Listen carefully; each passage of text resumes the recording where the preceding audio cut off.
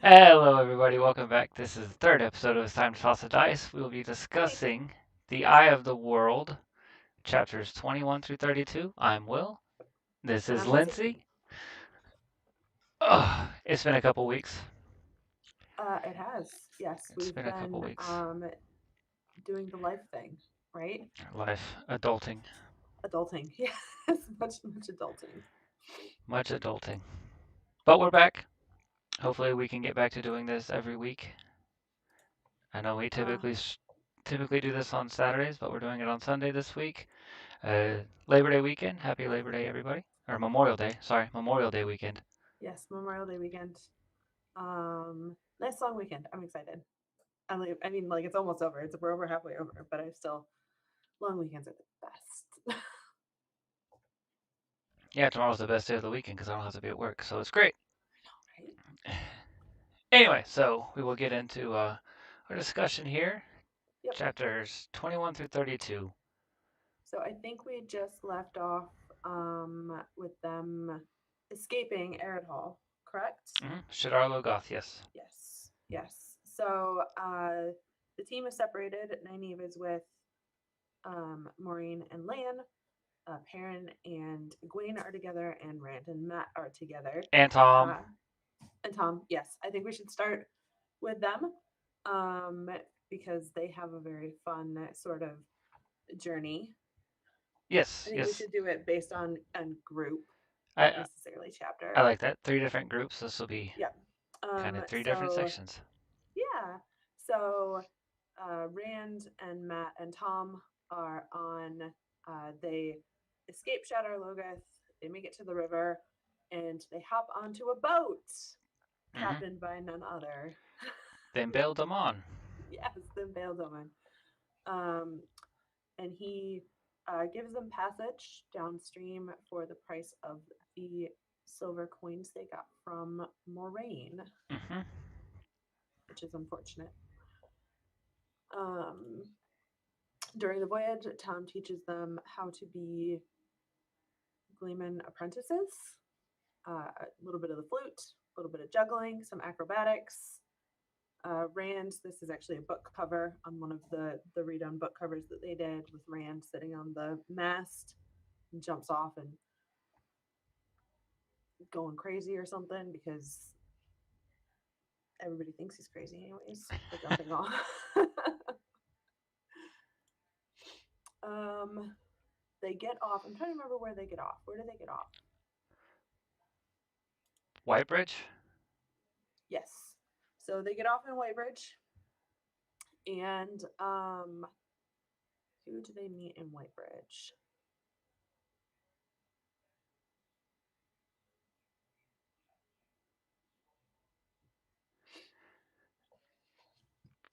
I don't I'm trying to remember. recall. Um,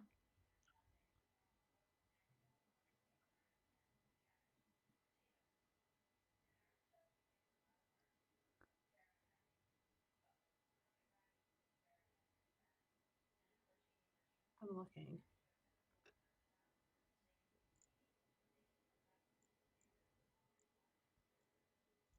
Ah, that's right. So they're at the inn, and they ask the innkeeper about the companions that they've lost. So Egwene and Perrin and Lan and Moraine and Nynaeve.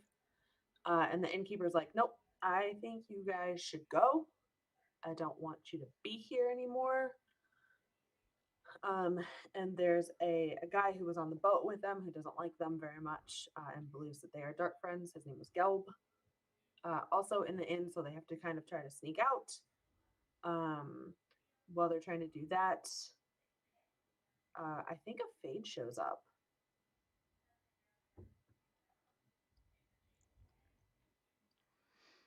Oh, they decide to sneak out of the inn, make a run for it to Camelin. Um, and a Fade does appear while they're trying to escape. Matt and Rand make it out. Tom does not. And they believe that he is, well, Matt believes that he is dead. Rand, at this point, Matt is starting to get a little not quite sure of what's going on in the world. Yeah, A little suspicious of everybody. And yeah. Rand is like, nope, he's still alive. We're good. They travel on down. They make it all the way to Four Kings. Hmm. And in Four Kings, they meet up with, um, well, they stop at an inn with a not robust innkeeper. And they say, I think they actually say at some point that they're never going to trust skinny innkeepers again. Um, but they do get a room, and during the night, that room is attacked by. I'm trying to remember. Oh, we skipped the Grinwall farm. They do stop at the Grinwall farm.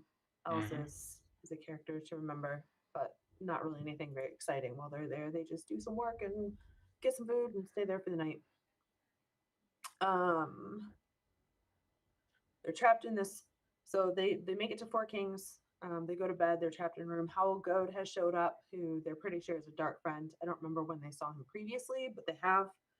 And he tells them that they need to join the Shadow, that the Shadow is going to win.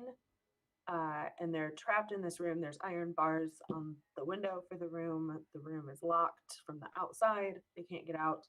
And lightning strikes the room, blinds Matt, but it does give them a way out. Yep.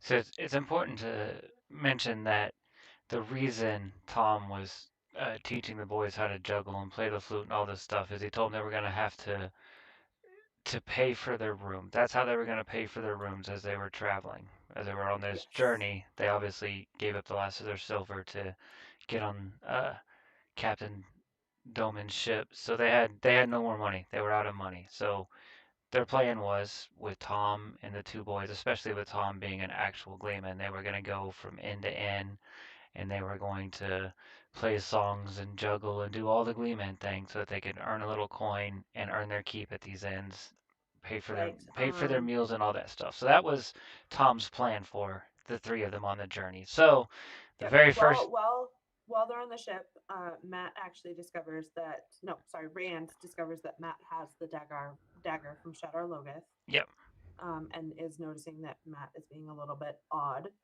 yes, But they do confront Tom and say, "You don't have to take this so seriously. We're not actually learning to be Gleeman." And Tom's like, "You never know. Like you said, you might actually have to play for your supper." yep. Um, so he does encourage them to take it seriously. And then of course they split up in Whitebridge, and then the boys do actually have to um, they go to inns and they trade food and rest for Hmm.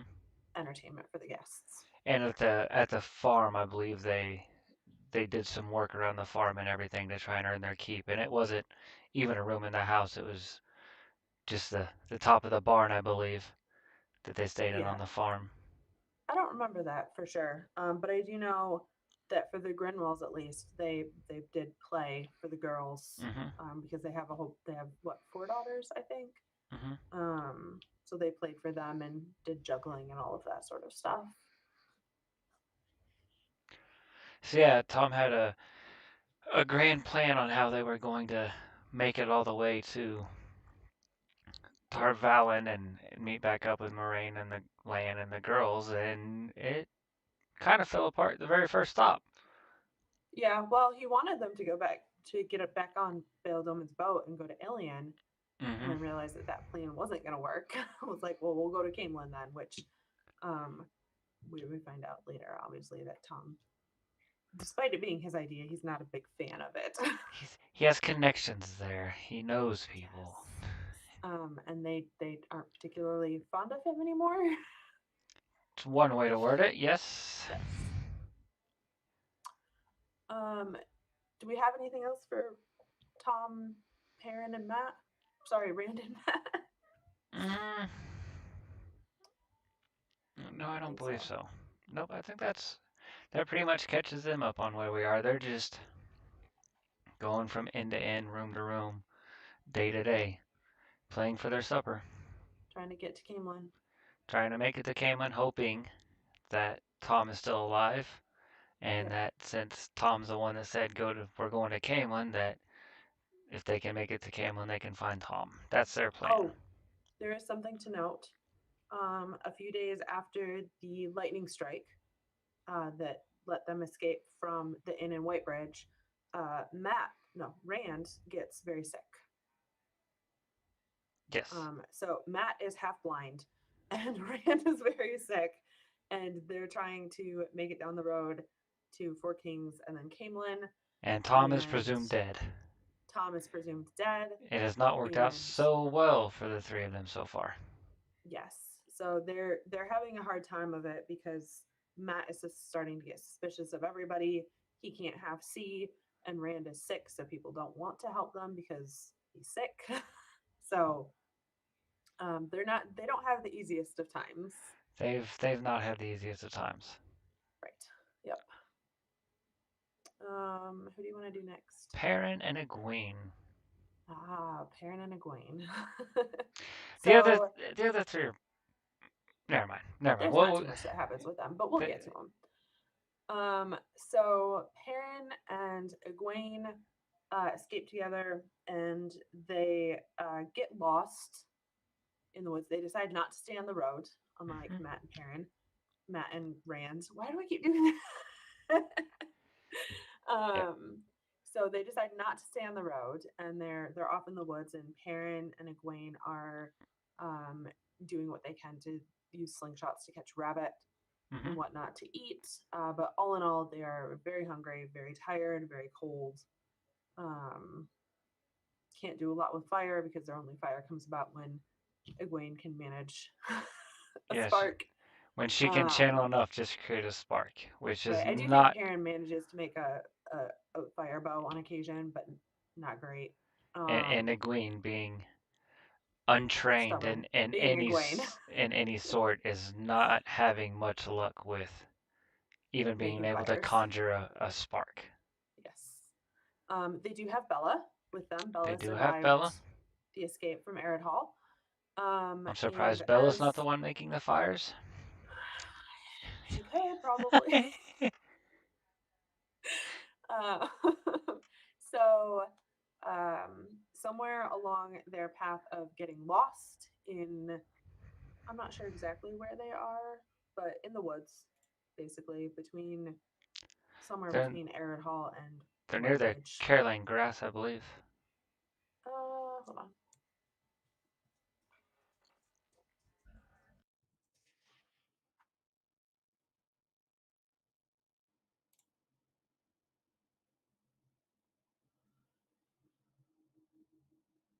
Oh, that's not a good map. I have to get out like a real map. A real map.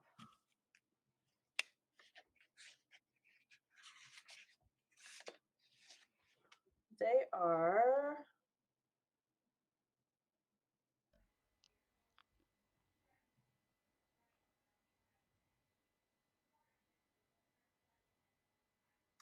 I would say in the woods right before the Caroline Grass, but they don't seem to have a name. There's wooded areas like north of Baerlon.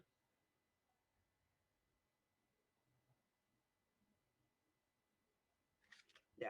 But they wouldn't have been north of Baerlon because they've already been through Baerlon, traveling east. Because they're north of Baerlon. They're very close to the Caroline Grass, though. But I know they're traipsing through the woods, and they smell a campfire. And they do a very, very poor job of sneaking up to the person at a campfire.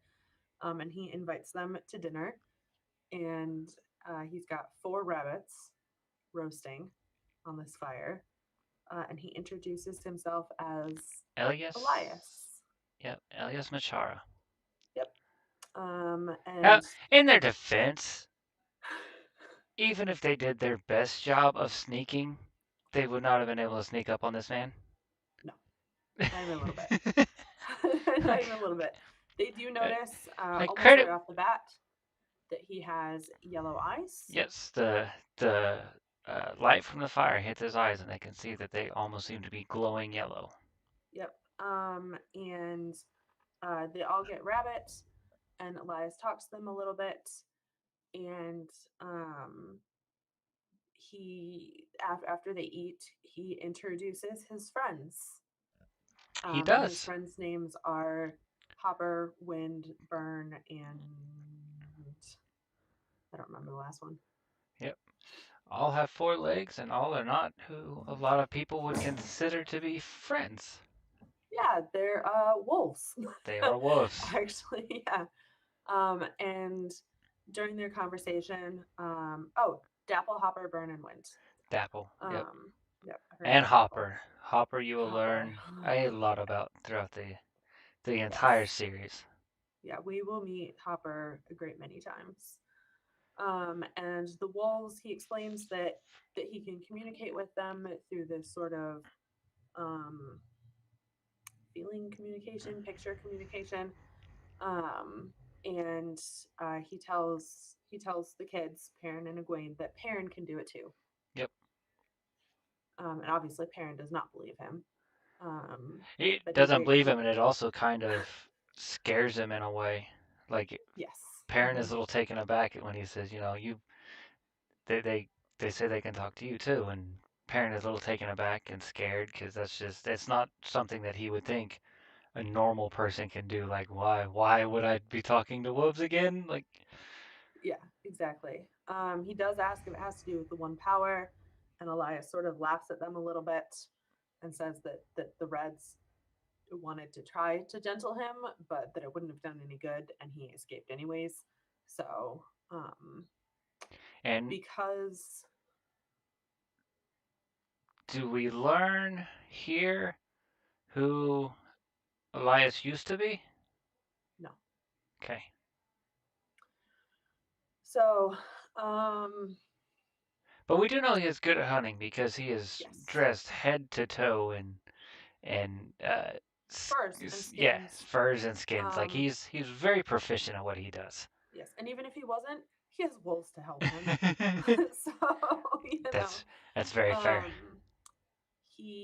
um, he because of Perrin's supposed connection with the wolves, and because Dapple, who is the pack leader, kind of agrees with this, he decides to escort Perrin and Egwene as far as he can. Hmm.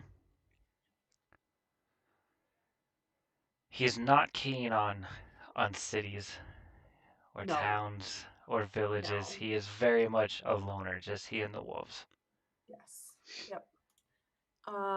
So as they're traveling along, he does tell Perrin and Egwene that they are going to hit the borderlands if they keep going in the direction they're going. So they're not even going the right way. No, They're going like almost straight yeah, northeast a little bit, and they're supposed to be not going towards like Caitlin. southeastish. Yeah.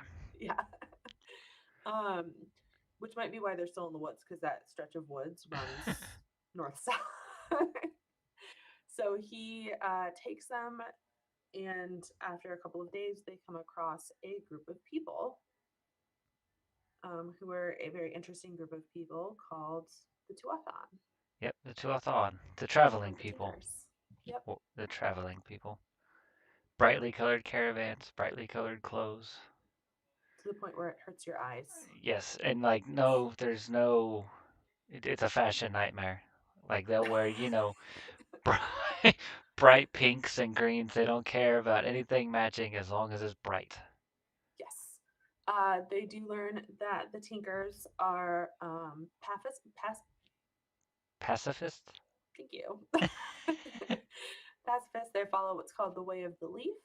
Hmm. They meet the leader of this particular band of Tinkers, the Mahdi called Rain, and his wife called Isla. That sounds right. Ilsa? Yeah, I'm just trying to That sounds right. And their grandson named Arum. Yep. Egwene is quite enamored with Aram, and he with her. Perrin is a little bit more suspicious, of the Tuatha'an. They do have a bit of a reputation of stealing, Stealing babies. not really babies, but stealing young people from villages. I'm gonna call it stealing babies. They do insist that they don't steal anybody, and that it's simply that these young folk in town learn about the way of the leaf and the way that the Tuathan live, and make the choice to travel with them. Mhm. They are renowned for their ability to mend cookware. I think it's specifically cookware. And um, they are pacifists to the umpteenth degree. Like there's not yes. a single weapon, not a single weapon in the entire caravan. Yep. Like you might find, kitchen cutlery or something like that, but nothing that is designed to be a weapon. No Right. axes, They are vegan, guard dogs. They do have their guard dogs. which are also pacifists. They don't actually hurt anybody. No, but that's the dogs are mainly in case they encounter wolves or wildlife or that kind of Yes. thing. Not you know, as if somebody were to attack the The dogs are meant to be a threat, and yeah that is all. yeah. Yep, to scare things away. They are vegans. They don't eat any, as far as I know, they don't eat any animal product. I I knew don't know. They might there's drink milk, I knew there was like something goat's milk wrong and with them. stuff. They might do like melted cheese and butter. I don't know. Um, well, the while the three of them are there, they spend a good deal of time with the Tinkers. They do hear a very interesting story that was passed from caravan to caravan amongst the people of the Tuatha'an. They call themselves the people. Um, where some tinkers traveling across the waste, they do have the ability to travel across the waste, ran across a group of maidens of the spear. And one of them was still alive. Now, interestingly enough, about the Aiel, they despise the Tinkers. Hmm. They do not talk to them. They will not trade with them. They won't do any deal with them. They do let them cross the waste, But um, that's the extent of the relationship. but that is the extent of their relationship. They, one could say, they detest the Tinkers. The Aiel do not like them at all. And we will discover that in later books. Yes, we will talk about why this is Exactly later. why. Yes. But it is important here because for a maiden of the spear who is dying, to say to give her last words to a tinker is kind of a big deal. Um, and she tells them, Leaf Blighter means to blind the eye of the world. He means to slay the great serpent, warn the people. Sight Burner comes. Tell them to stand ready for he who comes with the dawn. Hmm. So very prophetic in nature. Um, the Tuathan are a little bit confused because they call themselves the people. Hmm. Obviously, we'll learn about the Aiel later and Hmm. how they also, in a sense, refer to themselves as the people, Hmm. just a different kind of people. Um, they told them the story hoping that Elias would have some insight, but he does not. Hmm.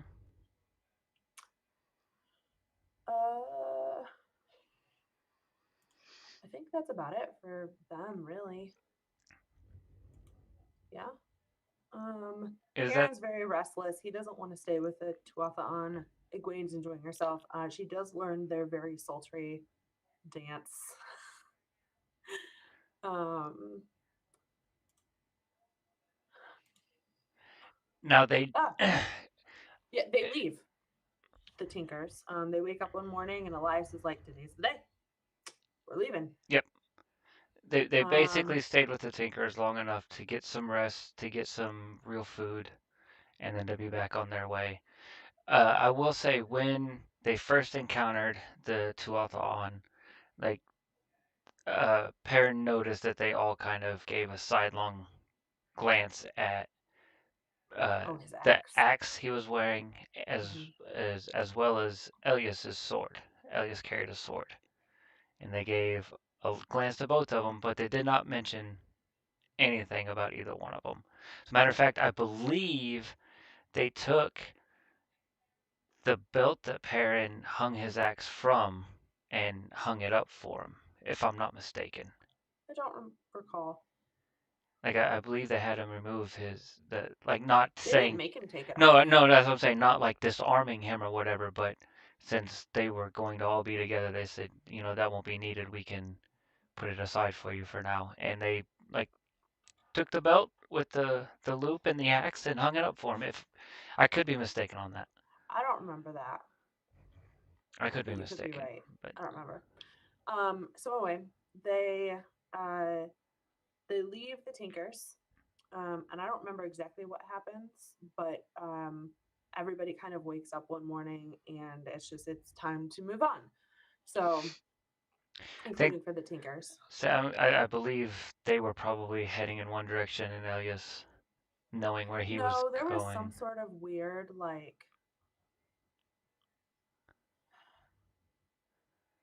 or did he get there information was from the something wolves or something? happened. I don't remember. I don't I don't recall. remember if it was a dream um or what it was, but something they wake up and Elias is like, we have to go today as soon as humanly possible. So this is when they reach the Carolyn Grass, I believe. And it's very hilly. And Elias is making them go around the hills instead of over the hills.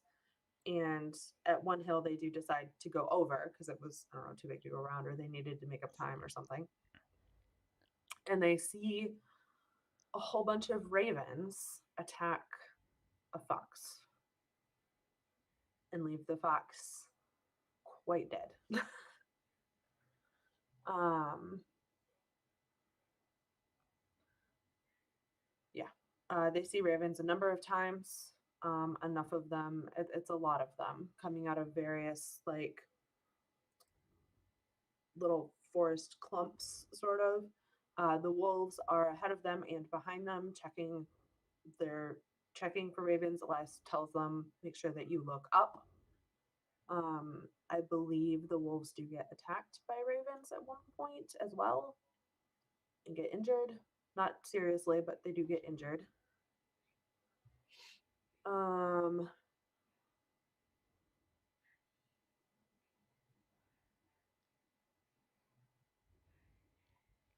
and while they're trying to escape ravens, Elias leads them to a steading. Mm-hmm. Yep. Where Egwene can't channel,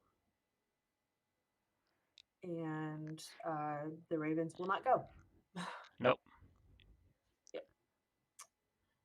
Perrin admits to himself at this point, while they're in the setting, that he can actually feel the wolves. So he's starting to realize that they were correct.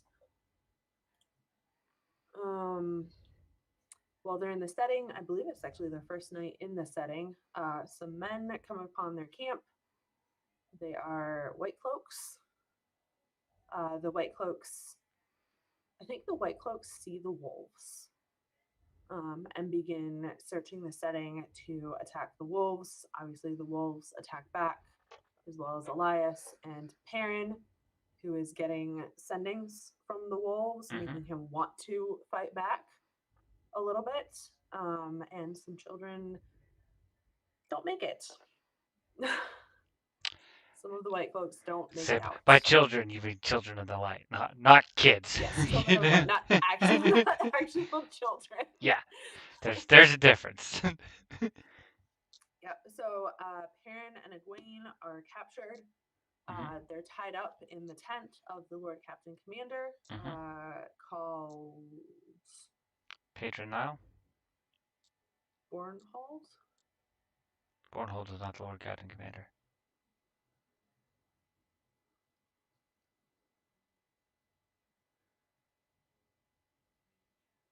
That's what this says. It was Bornhold. Adrian Nile wasn't there. I don't Patron know why. Patron Nile was the Lord Captain Commander.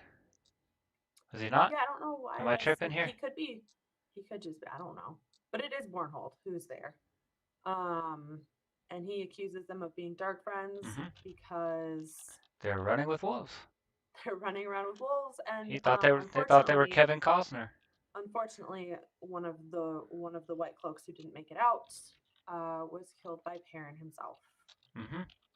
So Perrin By is Parentax. Yep. unfortunately unable to be redeemed, and he's going to be taken back to Amador, where the children come from, where they call home, and executed, basically. So Bornhold was, or yeah, Bornhold was a Lord Captain, not Lord Captain Commander. Uh, this could just be, they could have just written this wrong. Yes, Yeah, he so was. Lord Captain. Yep. Yep. Because the only penalty for Dark Friends His is death. death. And the children are very much guilty until proven innocent, not the other way around. Yeah. So, and I think we kind of discussed this last time. Like Yes. Mm-hmm. if they suspect somebody of being a dark friend, they send them to the questioners, and the questioners they don't ask you, "Hey, are you a dark friend?" They torture you until you admit to being a dark friend because it's the easiest way out, whether you are or whether you aren't. Like there is no real findings of guilt. It's they torture you until you tell them what they want to hear, and what they want to hear you say is, "I am a dark friend." Right. And then basically at that point, you're confessing to be allowed to die instead of continue to be tortured. Hmm. Yep. Yeah, you're giving them what they want, so they don't have to torture you to find out if you're a dark friend anymore. They're just going to kill you at that point. Whereas if you keep saying I'm not a dark friend, they're going to continue to torture you until you tell them that you're a dark friend. So the quicker you admit to being a dark friend, whether you are or whether you aren't, the quicker you can die and get on with your execution. Like I mean, Yep. no more torture. Yep.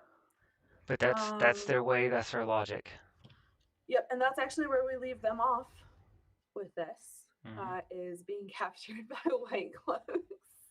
Hmm. Um, for Lan, Moraine, and Nynaeve, their story is much simpler. Moraine decides that she is going to go try to find uh, the two boys who no longer have her coin before the feeling completely fades. Nynaeve is fighting her on it because Nynaeve wants to go get Perrin and Egwene, which is more of a certain finding because Perrin still has his coin. Um, and Moraine's like, no, we're going this way. I can always find him later. Um, and somewhere along the way, she does tell Nynaeve that she can channel, and she proves it to her through a series of stories about how women um, get sick when they channel on their own for the first time. And she basically, laid out Nynaeve's, you know, early adulthood, puberty type style age from anywhere from 12 to 16, uh, right in front of her. And Nynaeve is still trying to deny it, but realizes that Moraine is actually right and that she can channel. Hmm. Still being a bit stubborn about it, but I think she does get to the point where she's like, yeah, okay. Whatever. Yeah, whatever. But she does try to convince Moraine to leave Egwene alone, because obviously, if she survived, despite the fact that Moraine does tell her that she's one of the lucky ones, and she knows that because the previous apprentice to the wisdom died um, in a very similar fashion. She's like, if I did it, then Egwene can do it. She doesn't need to go to the White Tower for training. Right. Um, that's about it for them. At some point, Moraine decides to not continue going after Rand and Matt and decides to go try to find Perrin instead, but I don't remember why exactly. Did I, I don't remember exactly Yeah. why either.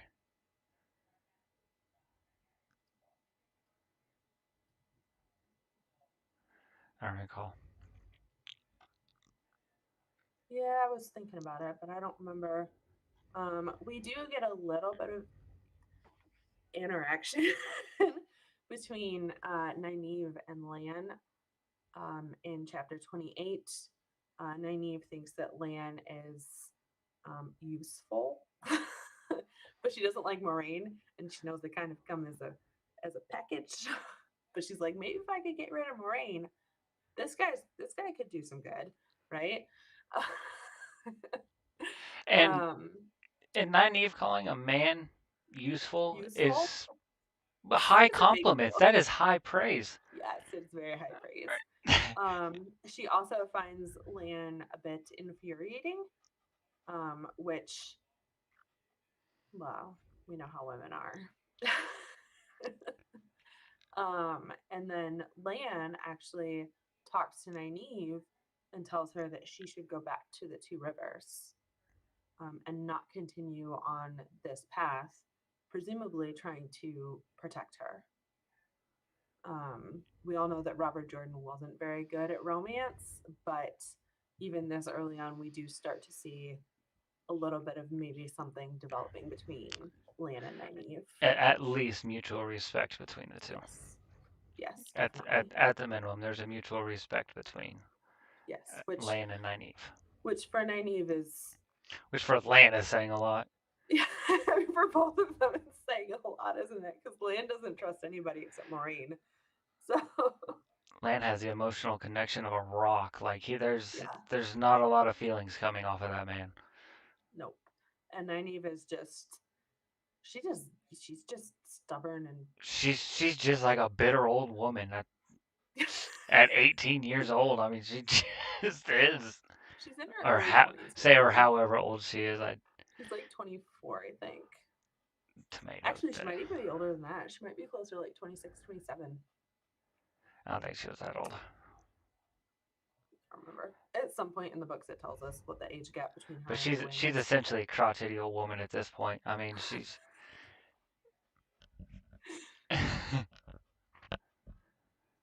Yep. Um, there isn't too much else, I don't think. there's really not. This is just kind of the three Oh, different group stories. We're all of the going three boys, different ways. all of the boys do have bad dreams They do. during the duration of this entire set of chapters. There is a point where the dreams go away for Perrin while he's in the Tinker's camp. Presumably, based on what Balsamont says, once he does find Perrin, I believe it's that he couldn't find him. He didn't know where he was. Um, they all, I believe, all three of them also do, or at least Rand does, get injured in the dream, Hmm. which is important. um, it's kind of creepy to be waking up and having a hole in your hand from a thorn that stabbed you in the Your dream. dream. Yep. Yes. Little bit unnerving to say the least. Yeah. Do we want to talk about the episode a little bit? Do we want to or do we have to? There's a difference.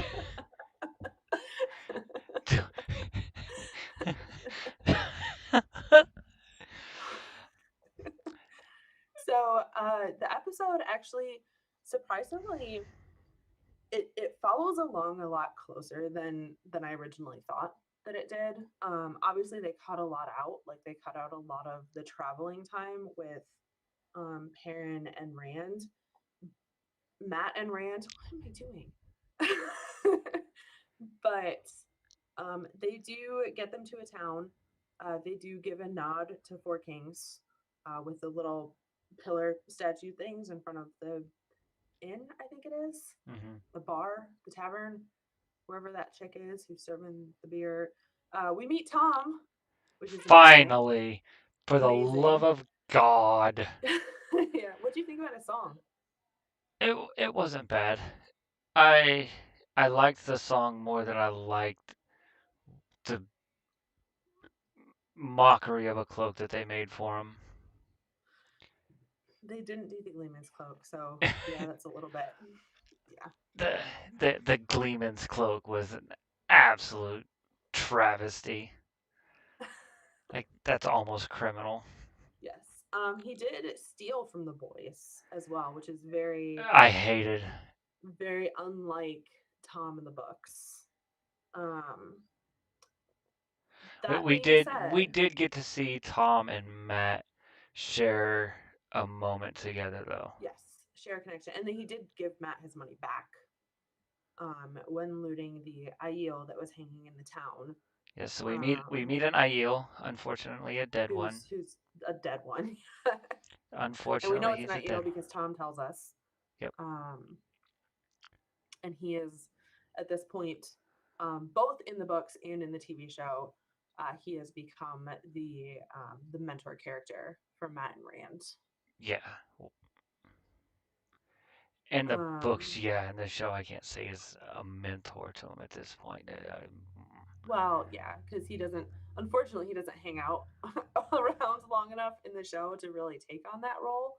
But in the books, that is what he is, and he we do get a little bit of that in the scene with him and Matt. we do. There's a little bit, and he is in the books. He's essentially a father figure to both of the boys when they all Hmm. get separated. I mean, he takes them under his wing and like this is what we're gonna have to do to make it. He wants to make sure that these boys get to where they're needing to get to and that they're safe and nothing bad's gonna happen to them. And we saw that when the Fate attacked, he got the boys to safety and he stayed behind, presumably giving his life to make sure that the boys were able to get out. Which is actually episode 4, not episode 3. But fucking the Yeah, books it already happened, so right. And the books that already happened, so the show did split that up between fuck the episodes. shows. Like, So in episode 4, it happens at the Grinwall farm. Actually, I believe it's the Grinwall farm, and the Fade has um, murdered some members of the family and is hiding out in their barn. mhm, And the boys run, and Tom stays presumably to protect them or yeah, to try to kill the Fade, or why we think a Gleeman can handle a Fade, we don't know. or to at least buy the boys time to get far enough away that they're safe. Yes. That's it. In my opinion, that's all he's trying to do is buy enough time for the boys to run. Yeah. He doesn't think he's gonna beat the Fade, but he can stall You it don't enough that think? the boys can get away. I don't know.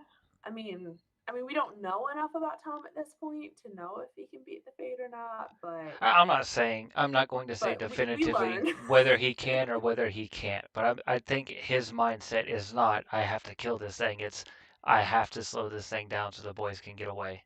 Like I don't think he Yes. has it in his mind of oh I'm gonna beat this mother. Like no, it's simply about I have to buy enough time for the boys to get away. Whether that means killing the Fade, whether that means fighting the It is Fade and then interesting. dying. It is interesting in the books. When Tom meets the boys, he meets all three of them Hmm. and Moraine and Lan, and kind of learns that they're he's not a super fan of Aes Sedai, Tom. Um, and he travels along with them in a way almost to protect them or to try to protect them from Moraine. Hmm. But also perhaps he recognizes that if Moraine's that interested in them, There's they're something to him. important, Yeah. right? There's something about them. And I We said I don't get that in the show, no. which is interesting because in the show there's no reason for him, like he does in Whitebridge. He protects the boys, right? But at this point, he's got a relationship with them.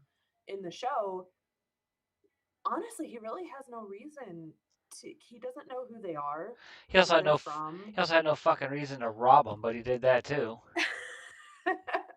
I mean Right? that But to risk his life for these boys, and we don't even get the story of his nephew in the show either. no. So I don't think so that we can't even relate that way between Owen and the boys. I think he does say something to Rand I think he does too. when I they're seem to at remember when that. they're at the farm because you know Matt ever since they left Shadar Logoth has been acting very dark, doomsday is nigh kind of mentality, and it's not the same. Yeah. And especially in the books, like see, I have so many issues with what Amazon did, and one of the biggest is the way they portrayed Matt from the opening scene that Matt's in.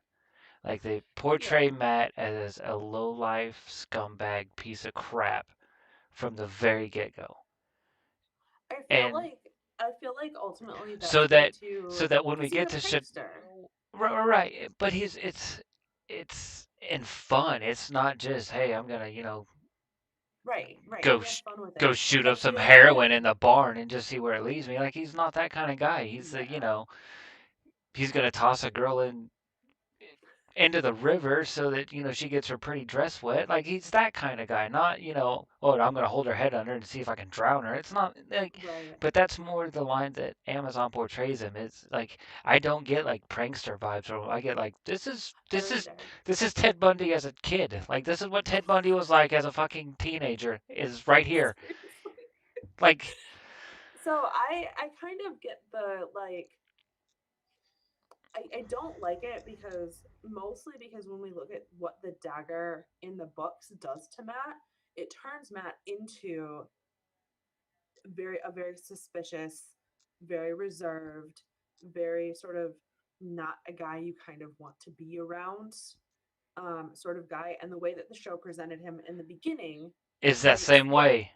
makes the effects of the dagger not seem like they're No, because as bad, he's already, right? like Amazon put him in like in dagger mode from the opening scene that he was in. Exactly. Like, I Exactly. know, and it pissed me off. Like you don't get to see the transition of, oh well, like in the books you can visualize like Right. how his personality has Is changed, changing and mostly through Rand's eyes. how you know that this isn't the same boy that left the Matt, two rivers. Like this, something's happened to him. something's wrong, Like right? what did that dagger do? Like you get that feeling. Like you can sense that urgency and that despair. But and the Amazon series just like, oh, he's still just a piece of shit. So Right, because there was too much despair happening in his life already prior to obtaining the dagger.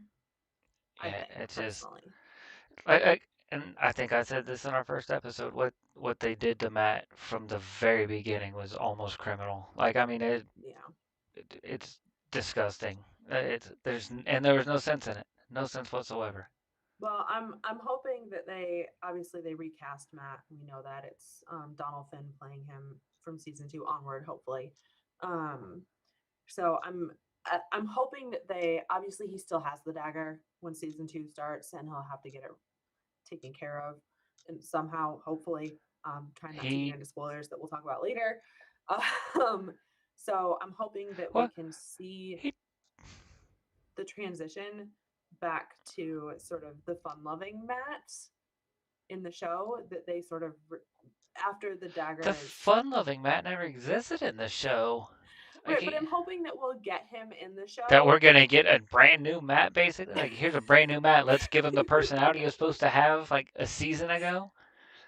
I hope they don't talk about that in the show. Actually, I really hope they just swap the person out and don't even talk about it. Like I don't want it referenced at all.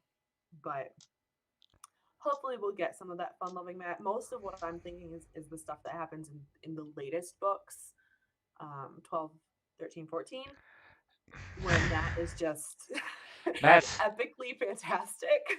Matt is a riot at the end of this Yes. series. Like Um, I don't so think hopefully we from can get book an arc 12 to book that gets him 14, there. I don't think there was a page that Matt was on where I was not just grinning ear to ear when I was reading it. He was Same, just same. beautifully priceless. I love him Oh, so he's much. gorgeous. I love him throughout the books, especially in the last three. It's He almost he's magical. he's my in the books. He's my favorite male character. I can't say he's my favorite throughout the entirety of the series. There are long stretches where I am strongly in Perrin's corner, and then there are long No, stretches where I am strongly in Matt's corner.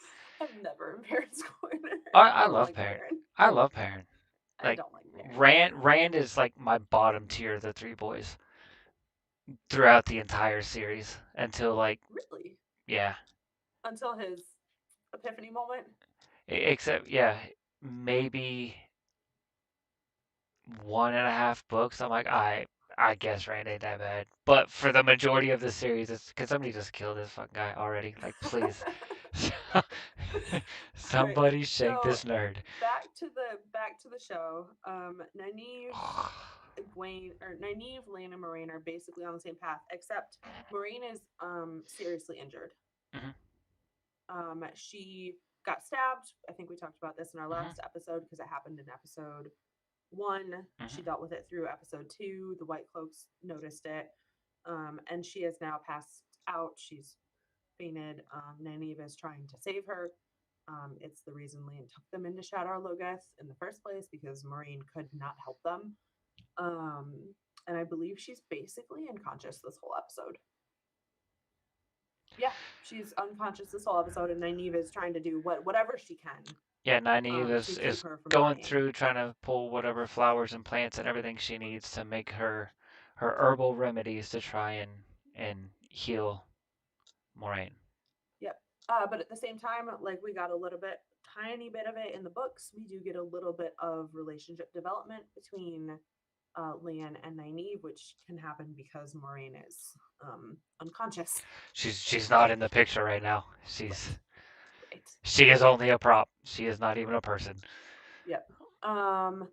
So the last group, Perrin and Egwene. Oh, I do have to say, we'll go back to Rand and Matt for a minute. They stop at this inn. There is a nice nod to Four Kings. I don't remember exactly what town they ended up putting them in. It is a town that exists in the books. Breen Springs. Breen Yes, Springs. Breen Springs. Breen's Spring. Yep. It's a mining town. It is in the books. There's no Hmm. reference to it in the books in this part of it, but that's doesn't bother me so much. No, no, no. I'm all right with that. These small towns are small Yep, towns, yep. And they did give a nod to Four Kings. The but innkeeper. but nothing about Whitebridge, Um, which kind of upset me. can I just say the innkeeper, not the innkeeper, the barkeep, the Hmm. girl who is tending the bar. When the boys show up, obviously they have not met or just met their gleeman, so they can't sing for their supper. Right. They have to work for it. When they go to talk to her, ask about what work they can do, the stuff that she is throwing into that pot to serve people, it's it's kind of gross because it's like leftover food that people didn't finish, and then she chops like a foot off of a pig and throws it in there, and the boys are even looking at her like, is that right? But in a way, it is. I think it might be a nod that the show is giving to show exactly how, because we do get this in the books, how difficult times are starting to become for places like these small towns. They don't have, winter is stretching into spring. They're starting to run out of their crop reserves. They can't put stuff in the ground because it's still frozen. Um, and it speaks a little bit to the Which, harder times that are coming. and especially on these smaller towns, like that affects everything. So, like, if you're a farmer and you're running out of, your feed and everything for your livestock because, and, you can't remedy that because nothing is growing because everything's still frozen. Like, you have to feed your livestock less, so, they're losing weight, and the leaner they are when you go to sell them, the less money you're gonna get, and, croppers and all this stuff. If you can't put seed in the ground, you can't produce crops, so you can't make any money. So it's a huge ripple Right. effect And that. this is a mining town too. It's not a farming town. Mhm. So with a late winter, they might not have been able to do mining. They can't get those ores out of town to be sold in other Mhm. places. It's more difficult on the roads. So even this town might be struggling more than a farming And town. it's a poor town, so if they have to, buy Hmm. their food from outside, then prices are going to get more expensive because people need more for what they've got because they don't have as much as they should, and you're going to have to pay more for it. So if prices go up, then you're going to go with, if you buy a pig for 3 or 4 times what you typically buy a pig for, you're gonna make sure you use every fucking piece of that pig. So if that means a hoof goes into the freaking stew, a hoof goes into the freaking stew. Right. Exactly. Which I think um, I think a lot of the little things like that that the show included are excellent. Yeah, they can get a few little things right, but they can't get So, this wonderful barkeep who gives them a job. hmm Rand chops wood and Matt waits tables hmm for a little while. because he Um, has great customer service right now. excellent customer service. Yep, the guy who's starting to become suspicious of everybody. Yeah. Let's go serve beer. What do you mean starting to become suspicious of everybody? Like I thought in episode 1 he was like shooting up heroin in the barn. Like this guy has been an absolute creep since we met him. Really, heroin in the barn? Come I, on, I thought we were gonna get a scene of that in the first episode. I ain't gonna lie. you They exaggerate. Amazon did Anyway, him dirty. so she gives them a room, hmm which is in, I guess it's almost like a It's woodshed, almost like a storeroom. It seemed. a storeroom or woodshed, but it's Yeah. got a couple of beds in it. Um, and she indicates that the door is some sort of special wood, it can't be broken down, right? So later on, she when Matt is off with the Gleeman, Tom, looting corpses, she traps Matt, or she A traps Rand. a corpse. She traps Rand in this room and pulls a sword on him. Mhm. And we find out that she maybe isn't all that she seems. And Rand thinks that he's trapped, but he ends up shoving himself against the door a couple of times, and this unbreakable door uh, falls outward, and he escapes um, and starts running. Somewhere Matt shows up, and they're running together. I don't remember exactly what it is, but it makes sense when you watch it. Um, and she kind of corners them and find out she's a dark friend, trying to get them Mhm. to convert to the shadow, or she's going to bring them to the Great Lord, and this little podunk town girl like her who can't get out to save her life is going to have all the glory in the world because she's the one who captured these guys. Right. Yep. And then, Tom being Tom, dagger through the neck. Yep.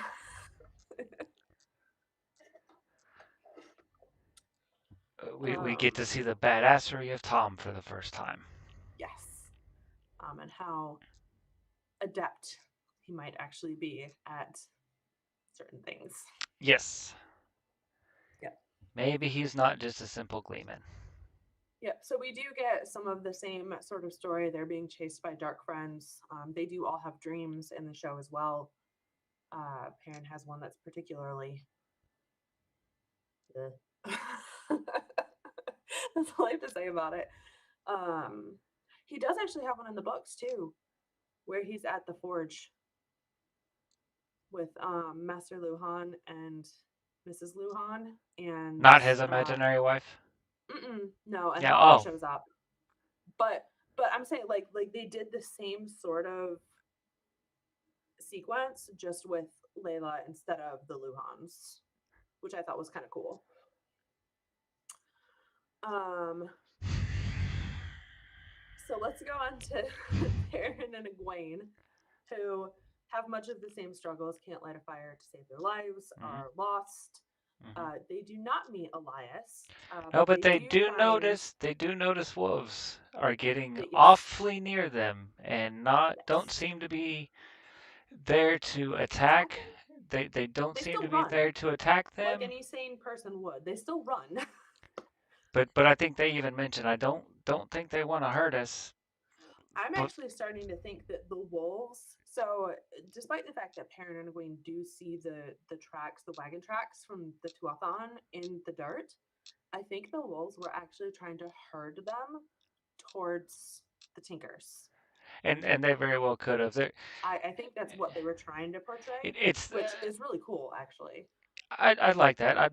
I never thought of it that way, but that's actually It makes makes a lot of sense. sense. It makes a lot Yep. of sense, and I I can think go the wolves along were with trying that. to herd them towards help. And they were also obviously staying very, very nearby to make sure that they were safe. Yes, Like the for sure. wolves in no way were ever there to hurt the two of No, them. They were there to definitely make were sure that not. they were safe. And yeah, I actually love that idea that they were herding them towards the Yeah, Tinkerers. that's actually the scene where Perrin and Egwene are running through the brush on what Hmm. I presume is the Carolyn grass, Hmm. and being chased by the wolves. Is actually my least favorite scene in the entire season, because in scenes beforehand, the brush is so small and so dispersed, like you don't get a picture of anything that's like what they're running through that could exist in that landscape. And then it looks like a lot of times it looks like they're running through the same passages multiple times. It just, I didn't feel like it was filmed very well. um Don't get me started on how much shit. How I could make a top 100 list of my least oh my favorite scenes of episode one and still not cover all of the ones that I had an issue with. but I do think the wolves were herding them towards the traveling people. They get there. Rain and his wife are a little bit adamant about this tradition that they have when they greet people that they've never heard of. And Aram steps in and helps them out with what they're supposed to say, which was interesting. But it turns out they're nice people. They give them food, they dance, they give them shelter, um, that sort of thing. And uh, yeah, I do have to say, I really did enjoy the casting choice of Maria Doyle Kennedy as Isla. I can't remember her name. I'm trying to look it up right now, actually, because it's gonna drive me nuts. I know, me too. My Wheel of Time. Yeah, Isla. ILLA or ILA. Okay. Yeah. All right. Yep. So I thought she did a beautiful job. They weren't near as brightly colored as I was hoping to see. They weren't. I Like agree. I was expecting like fucking highlighter green and pastel colors just out the ass. Like I expected my eyes to bleed when I looked at them, and I was a little disappointed in the lack of vivid colors that I was expecting. Yeah. They were still much more colorful than a lot of other things. I would say the They were. only thing that they weren't more colorful than was the Aes Sedai garb.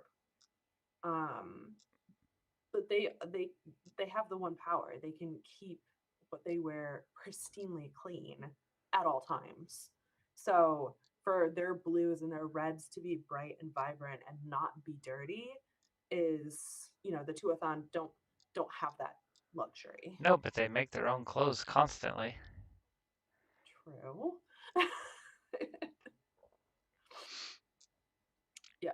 But I just So and again, that's one of the smallest issues I had with it. Like it wasn't even like yeah, it was colorful enough for me.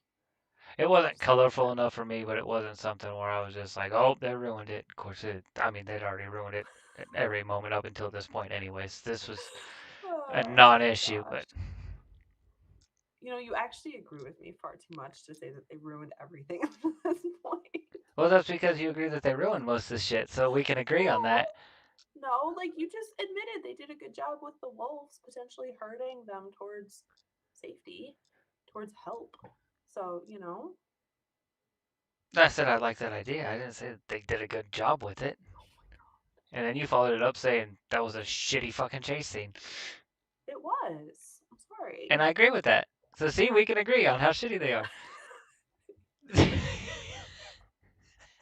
You are awful. You're awful. You're awful. Um, all in all, I think it was a decent episode, though. We did get a lot of the progression that we got in the books, even if it happened in a different way.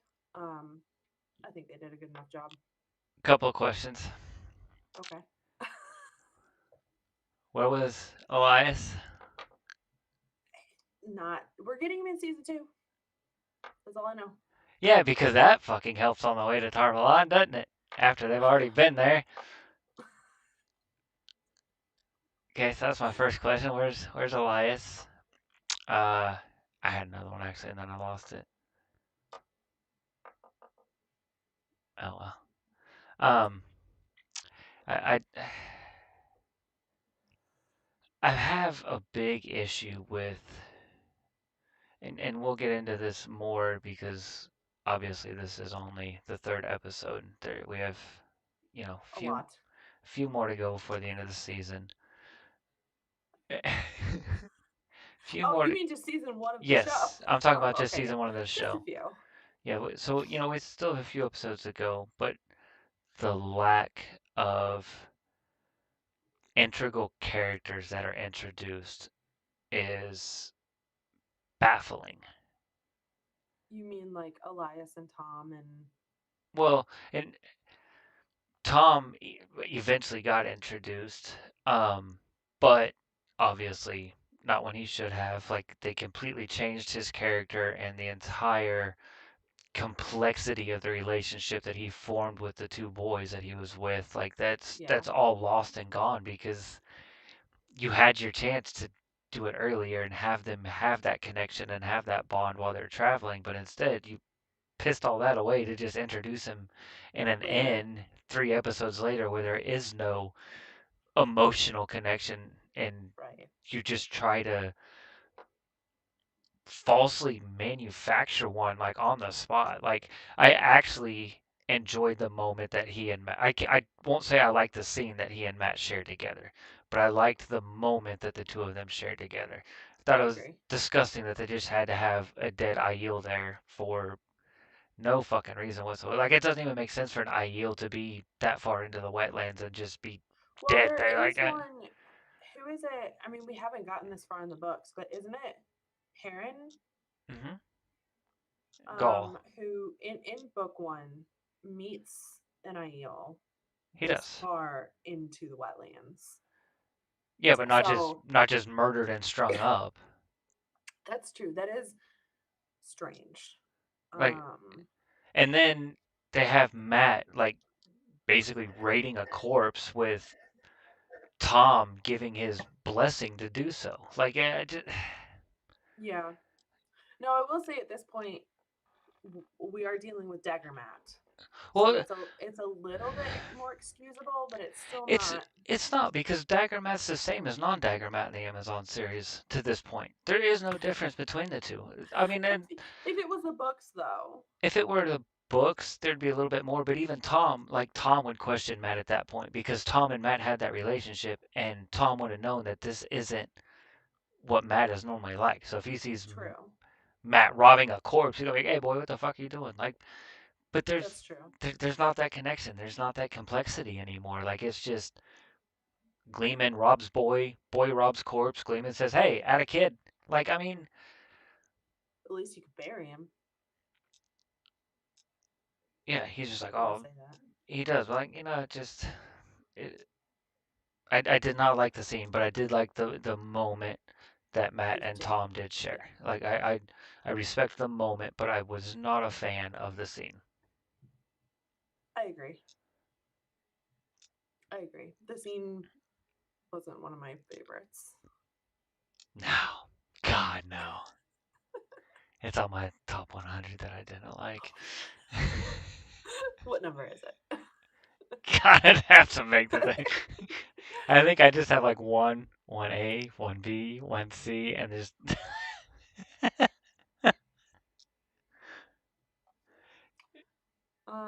Do we have anything else that we need to discuss?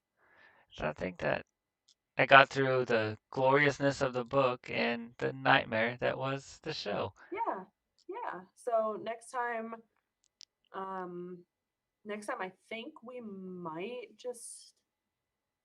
Do we want to do two more for the book? There's third chapters 34 through 53, so we could do like 10 Okay. chapters. Okay. Yeah. So we'll probably actually finish maybe finish the books in the next two episodes and then go back to the show because after episode 3 is where the show really, really starts to deviate from the books. Don't look Twen- at me like that. 20 seconds into the show seriously deviated from the Right, books. right. But what I'm saying is like episode 4 in the show doesn't happen in the books at all. I mean, at least up until now, we've been able to compare Yeah. apples. But we can't compare the apples in the book to the steak in the movie. That's a terrible comparison. Sorry, not steak. The apples in the books to the cricket legs. To the steaming pile of shit that is the Sure. Sure, that is the show. So I think we're gonna finish the book and Okay. then talk about the show.